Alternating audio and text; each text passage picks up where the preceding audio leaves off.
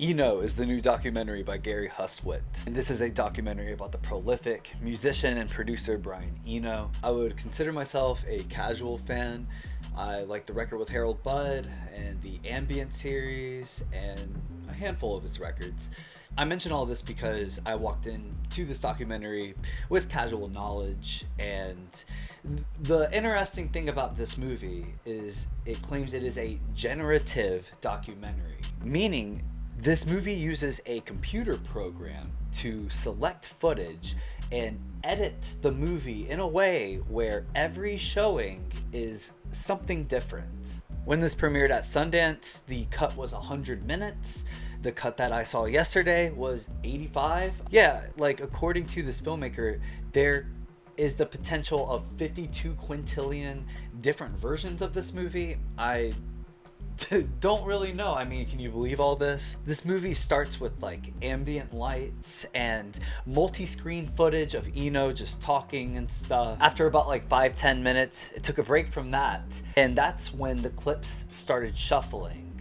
Whenever that would happen, it would break into this little glitch algorithm on the side of the screen and look for whatever clip it wants to play next. And I can only speak, I suppose, on the footage I got, but there was a lot of focus on Brian Eno playing in Roxy Music, testimonials from friends and other musicians, working with the likes of David Bowie and David Byrne.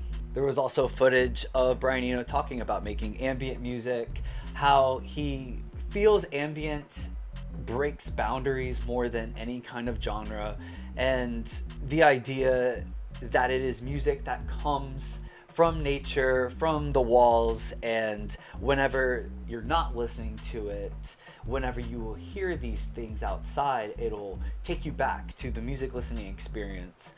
I thought this was all pretty cool because as an ambient music fan, that's often how I think of it. There's also footage of Brian having a stack of index cards called oblique strategies that would be just a lot of reminders, things like when to bring out your inner child or your inner art critic.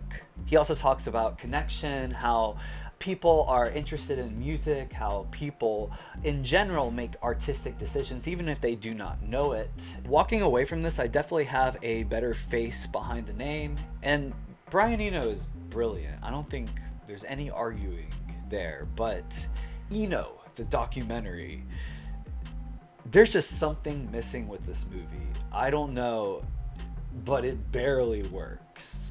This felt like an oddly detached experience, and yeah, I don't think these segments had to have been organized in any kind of way, but there is a real lack of rhythm in this movie. I imagine big fans of Eno are going to enjoy what they're going to see here and get a lot out of it, but for a casual fan, this is essentially like going on a YouTube dive. I could appreciate that such a different idea for a documentary would work with such an eccentric person like Brian Eno, but yeah, I have no desire to watch this again. It kind of felt like watching a movie at school. And I know I'm not the biggest theatrical documentary watcher, but this almost had me wish this was like a VH1 documentary or something. Those were actually kind of interesting. But yeah, so Brian Eno, the person, he's like a 10. He's a 10, but Eno, the documentary, I would give this a 5.8.